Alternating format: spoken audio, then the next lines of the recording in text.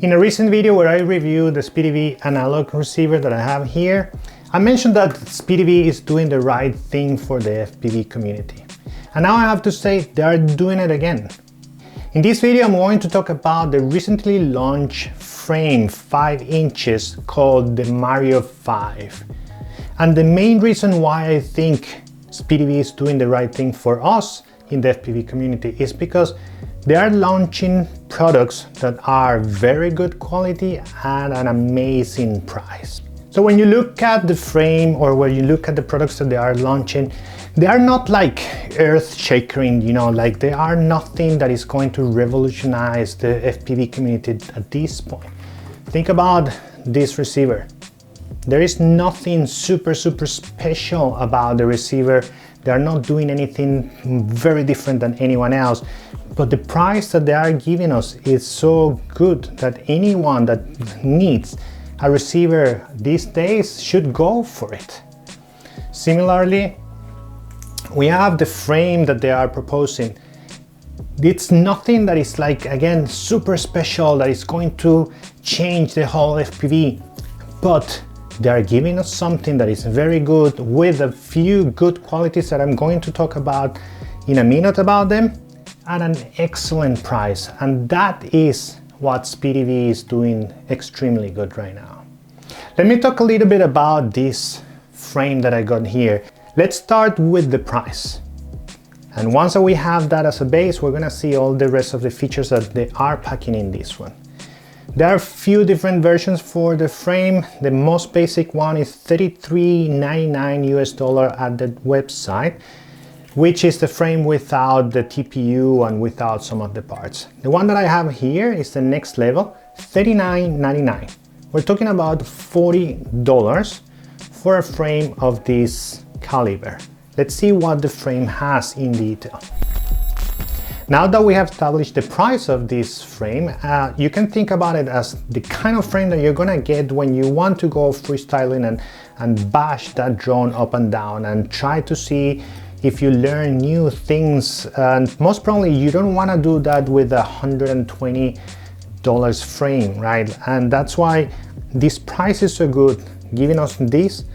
And if you think about it, the frame, the arms for this frame are 6mm thick.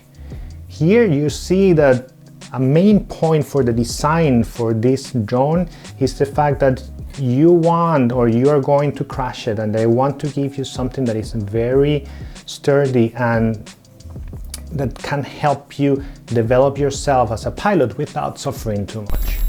Something that I like quite a lot from this frame is the fact that the space that you have for the VTX is very flexible. We've seen how some brands are deciding not to go with walk snail or not to implement walk snail for the BNF, for the bind and fly, in favor of the O3, and that's perfectly fine, right? Because the O3 is the most popular, give you the best video quality, etc. But when you are designing a frame, why are you going to limit yourself to having one only VTX? These guys at Speedybee are doing the right thing, giving you space and the screw patterns that fits in different VTXs. You can add an analog VTX, you can add a walk snail VTX, you can add an O3, and most probably, I haven't tested and I haven't seen it on the documents, but most probably it's gonna fit the HD0 Freestyle VTX as well. And that's something that I like. There is no restrictions about the size or on the sides or even the height. You have a lot of space. The design is flexible, and that's something that I like quite a lot. Continue with the flexibility of the frame. You have two different points where you can get your XT60 cable. On the back, you have you can insert it on the TPU that they offer you, and then you have a fixed point for that power. But if you are the kind of pilot that you want to have the cable on the front, being because you selected a specific ESC or a specific, or you like it because it's protecting more that cable, you can have it in the front. They design the frame and the TPU part thinking about that, and they are leaving that option for you to take. It's up to you. And again, that's something that I like a lot. They're leaving up to the pilot what you want to do with the frame. The next one is not that much about flexibility, but it's about how smart are they when they're giving you space in the drone. One thing that happens quite often is that you want to add your capacitor to your build, right? And normally you take something like a 1000 microfahrenheit, and those ones tend to be quite big, especially large. The Speedybee team, the designer team, did a space which makes the capacitor fits perfectly in there.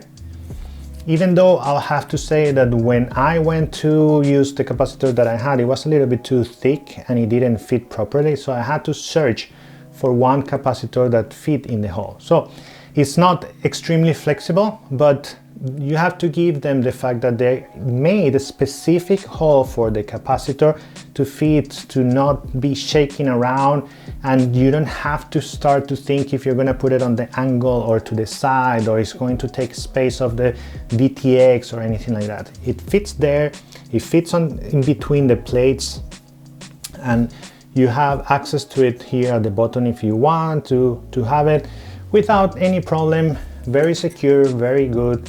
It's specific made for your capacitor, and normally for a big capacitor, since probably you're going to be using a 6S battery with this kind of drone. When it comes to the parts that comes with the frame, I have to say that here they're doing something else that it's very appreciated. They're giving you the TPU parts. Not only are they included in the package, if you buy the $39.99, they come in the package. If you buy the $33.99, they don't come in the package. But they are giving you access through their website to all the parts that you can buy or you can print yourself. There are different parts in there if you're deciding to use 2 antennas, or if you want to use 1 antenna, or if you want to use SMA connector, or if you want to use a GPS. They are putting there, they're publishing there everything.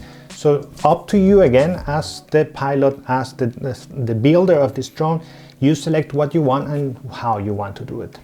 In my case, for example, you can notice that my drone is green, and it's because I chose these motors, this Velox 2207, which are green, and I didn't like the way that it looked with the yellow regular color that Speedybee drones comes with.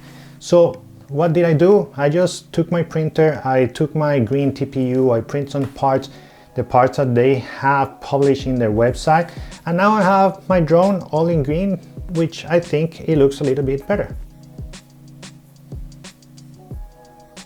At least it goes with the motor colors and the colors in the general drone. The frames these days are normally coming with a CNC cage for the camera to protect that camera, and this is no exception for it. This design has these things on the side of the camera to like air intakes, which do they work like that or not? I'm not very sure. Do you need them? I don't think so. They are a little bit cool to have in there, but they are completely decoration. In my opinion, if you have them or not, it's not gonna make your drone fly differently or your parts get more air or something like that. I'm pretty sure that it's kind of just decoration. But the cage where you have the camera is CNC metal, and it's going to protect that camera pretty good in my opinion. They've been smart with the TPU parts that hold the camera, because depending on the camera that you have 19 millimeters, or you can have 20 millimeters, or sometimes something like that. And the same part, if you turn it on one side or the other, is going to fit the 20 millimeter cameras or the 19 millimeter cameras. So they are doing some kind of cool, nice and intelligent designs there to help you and to make their life also a little bit easier, giving and having to print less parts. My experience building this drone, when I started the first parts, you know, the arms and the first plate, I started to think like it wasn't that simple of a build, and it was a little bit difficult to hold all the parts together to do those first steps. But after that, the build becomes very easy, especially when you have to build the motors, when you have to solder the motors and to solder the receiver, which also you have a specific space there for the receiver. Again, it's a regular frame that has space everywhere and it's easy to access with your solder to get all the parts in there. It doesn't have any of these kind of fancy small spaces these days that they're building just to make the drone look a little bit cooler, and I think it's going to be a very easy drone to repair once you have it like that, which I like and I appreciate it. I don't like when you have very small spaces and everything like in a way that is on top of each other, that you have to, if you're going to repair something, you have to disassemble the whole world. I think this design is smart. The first two steps a little bit complicated to hold, but once you pass that, everything becomes very easy. And I would recommend this frame for a beginner if you are having or thinking about your first build. You also have a specific space for your receiver. It doesn't matter what kind of receiver it is, you have a space where you can hold it, and you have a little window, like a transparent window, that allows you to see the status of your receiver, like if it's blinking red, if it's blinking green, or whatever it's blinking, you're gonna be able to see it because there is a space there covered just by a plastic part.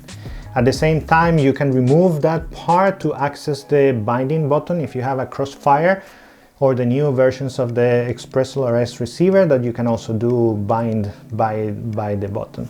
So it's really easy. You can screw that part, reach that button, bind for the first time, and then you just put the part back and it's done. So in my opinion, as a summary for this video, I think the frame that we have here is something that I would recommend anyone that is thinking about doing like a budget build maybe, or something that you want to take out to, that you don't care that much about hitting and about breaking it, because you're not going to spend your whole bank account into that. If you want to have something premium, you can go and build something else. But think about it. You get this frame, you get one of the stacks that Speedybee is doing right now, like the F405, for example, the V4, and you're paying for those two things almost the same amount of money of many of the frames out there, many of the premium frames out there. So it's very good offer that they're giving you, and I don't consider that they are doing quality sacrifices to give you this kind of experience. So I just have to say kudos to Speedybee, bringing back some access to good parts for us on the FPV community to build some drones and have some fun without having to spend a lot of money. This is what I have for you today. I hope that you find it interesting. If you did, please remember to give us a like, and if you can, subscribe to our channel. It's the way that you can help us. Thank you for watching, and see you soon.